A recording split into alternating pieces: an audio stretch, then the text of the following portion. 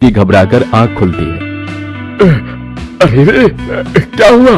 क्या हुआ? सुनामी आ गई क्या? अरे बचाओ मुझे, मैं डूब रहा हूँ। हो गया नाटक। सुनामी नहीं आई है, मैंने बाल्टी से पानी डाला था तुम्हारे ऊपर। तुम्हारा दिमाग तो नहीं खराब हो गया है? ये कौन सा तरीका है अपने पति को जगाने का? ये तरीका उस तरीके से तो अच्छा ही है जिस तरीके से तुम मुझे रात भर जगा कर रखते हो। पता भी है रात भर तुम्हारे खर्राटों ने मुझे एक पल भी सोने नहीं दिया। जामवती और सुरेंद्र की लड़ने की आवाज सुनकर दोनों के बहू बेटे शिल्पा और हरीश उनके कमरे में आते हैं। अरे क्या हो गया सुबह सुबह? आप दोनों लड़ाई क्यों कर रहे हैं? अरे अपनी माँ से पूछ, भला कोई अपने पति पर बाल्टी से पानी डालकर उठाता है क्या? और तुम जो रात भर खर्राटे लेकर मेरा जीना हराम करते हो उसका क्या? जिंदगी बर्बाद हो गई इस आदमी से मेरी शादी करके। माँ जी, पिताजी बस भी करिए। आप लोगों का तो अब रोज का हो गया है। पता है आस पड़ोस के लोग कैसे कान लगाकर आप दोनों की लड़ाइयाँ सुनते हैं। थोड़ा तो अपनी उम्र का लिहाज कीजिए। अपनी बहू शिल्पा की बात सुनकर दोनों पति पत्नी मुंह बनाकर बाहर आ जाते हैं। जामवती हर छोटी छोटी बातों पर अपने पति सुरेंद्र से लड़ाई करना शुरू में आते हैं। अरे क्या हो गया सुबह सुबह? आप दोनों लड़ाई क्यों कर रहे हैं? अरे अपनी माँ से पूछ, भला कोई अपने पति पर बाल्टी से पानी डालकर उठाता है क्या? और तुम जो रात भर खर्राटे लेकर मेरा जीना हराम करते हो उसका क्या? जिंदगी बर्बाद हो गई इस आदमी से मेरी शादी करके। माँ जी, पिताजी बस भी करिए। आप लोगों का तो अब रोज का हो गया है। पता है आस पड़ोस के लोग कैसे कान लगाकर आप दोनों की लड़ाइयाँ सुनते हैं। थोड़ा तो अपनी उम्र का लिहाज कीजिए।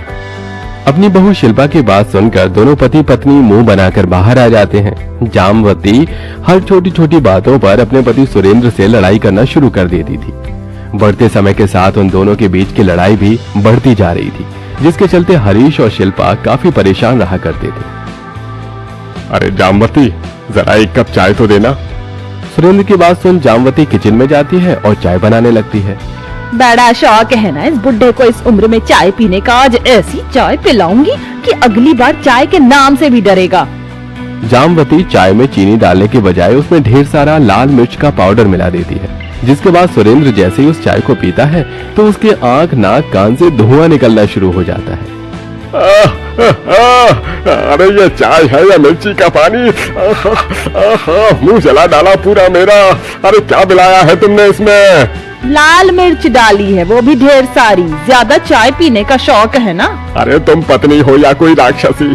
अरे दुश्मन भी ऐसा नहीं करता जैसा तुम मेरे साथ करती हो। सुरेंद्र भागा भागा जाता है और फ्रिज से बर्फ निकालकर खाने लगता है। वहीं हरीश और शिल्पा ये सब देख रहे होते हैं। सुनील, मुझे पिताजी की बड़ी फिक्र होती है। अगर माँ जी ने अपनी हरकतें नहीं सुधारी तो कहीं पिताजी उन्हें छोड़ ना दें। पता नहीं क्या होगा इन दोनों का। वक्त गुजरता रहता है, लेकिन सुरेंद्र और जामवती के बीच की लड़ाइयां खत्म होने की बजाय सिर्फ बढ़ती रहती हैं और आज तो जामवती सारी हदें ही पार कर देती है। भाई साहब, आपका बहुत बहुत शुक्रिया। इसमें शुक्रिया की क्या बात है बहन जी। एक पड़ोसी ही तो दूसरे पड़ोसी के काम आता है। सुरेंद्र घर के बाहर खड़ा होकर अपनी पड़ोसन विनीता से बात कर रहा होता है कि तभी गुस्से में जामवती वहाँ आती है। शर्म नहीं आती इस उम्र में दूसरी औरतों के साथ गुलछर्रे उड़ाते हुए? ये तुम क्या बकवास कर रही हो? मैं तो बस बाजार से विनीता जी की सब्जी उठाकर लेकर आया था। क्यों? उसका पति क्या अपाहिज हो गया है? जामवती के चिल्लाने की आवाज सुनकर शिल्पा हरीश भी घर के बाहर आ जाते हैं। क्या हुआ माँ जी? आप इस तरह चिल्ला क्यों रही हैं? वो भी घर के बाहर। अरे शिल्पा बहू, अपनी सास का इलाज करवाओ। लगता है इस उम्र में सठिया गई है। कैसी अनाप शनाप बातें बोल रही है। भला इस उम्र में कोई औरत अपने पति पर शक करती है क्या? अपनी पत्नी की वजह से सारे मोहल्ले में अपनी बेइज्जती होता देख सुरेंद्र की आंखों में आंसू आ जाते हैं और वो अपने कमरे में जाकर रोने लगता है। तभी वहाँ शिल्पा और हरीश भी आ जाते हैं। अरे क्या कमी रह गई थी मेरे प्यार में, जो इस उम्र में मुझे ये सब कुछ झेलना पड़ रहा है। ऐसा दिन दिखाने से अच्छा है कि भगवान मुझे अपने पास बुला ले। नहीं पिताजी, ऐसा मत बोलिए। कभी कभी इंसान को उठाने के लिए हमें गिरना पड़ता है। वैसे ही माँ जी को सुधारने के लिए भी हमें ऐसा कुछ करना होगा। एक्साइटेड बापूजी, आइडिया। बस मेरी प्यारी सहेली इसके लिए मान जाए तो काम बन जाएगा। शिल्पा सुरेंद्र और हरीश को अपना प्लान बताती है, जिसे सुनकर दोनों ही काफी हैरान होते हैं। जिसके बाद शिल्पा अपने पति और ससुर के साथ थोड़ी दूर पर रह रही अपनी गरीब सहेली नीलम के घर जाती है और उसे सारी बात बताती है।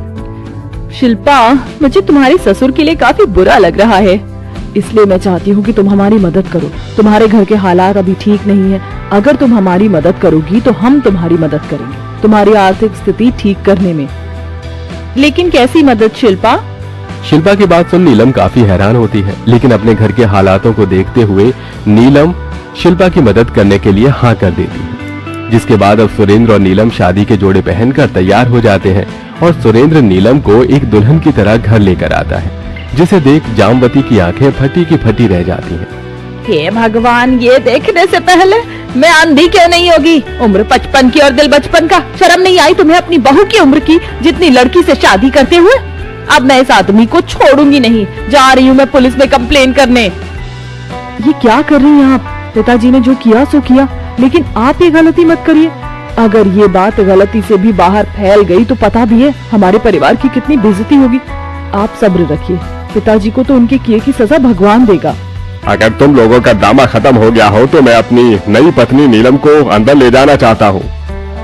सुरेंद्र नीलम का हाथ पकड़ता है और अपने कमरे में ले जाकर दरवाजा बंद कर देता है। दोपहर से शाम हो जाती है, लेकिन सुरेंद्र के कमरे का दरवाजा नहीं खुलता, जिसे देख जामवती गुस्से में दरवाजा खटखटाने लगती है।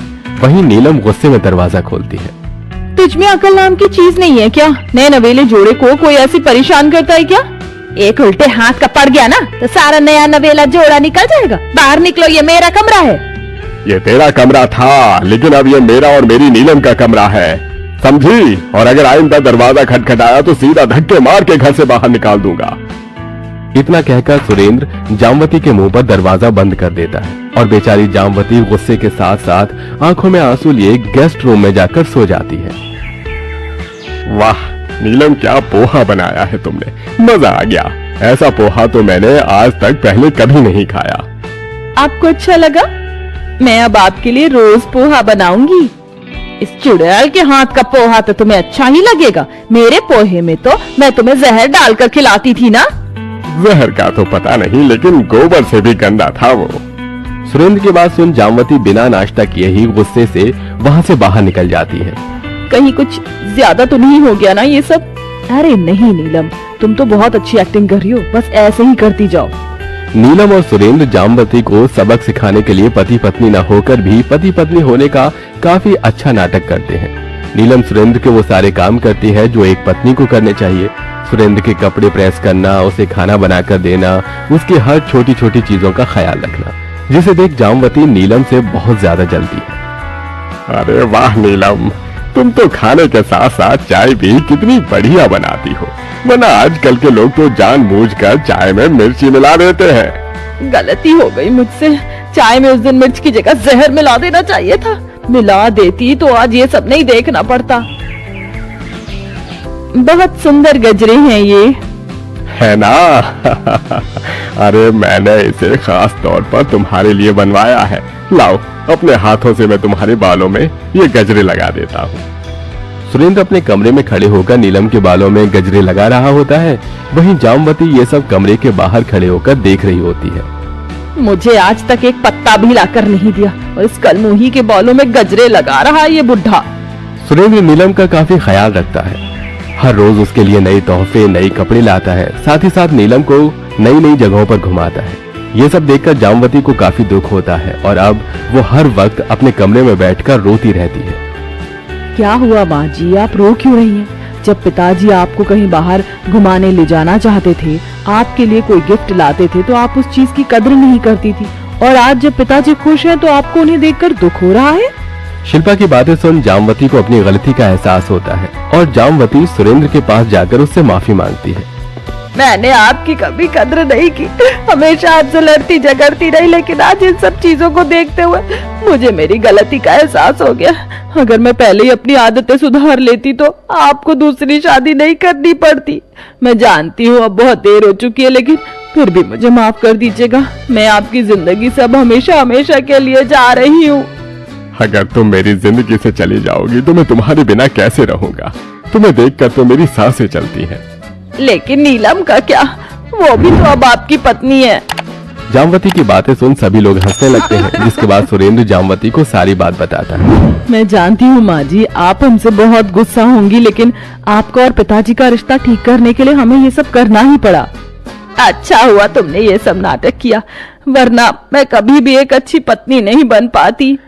जामवती अपने पति सुरेंद्र से लड़ाई झगड़ा करना बंद कर देती है और एक अच्छी पत्नी की तरह अपने पति का अच्छे से ख्याल रखती है। वहीं शिल्पा और उसका परिवार मिलकर नीलम की मदद करते हैं और अब सब हंसी खुशी रहते हैं।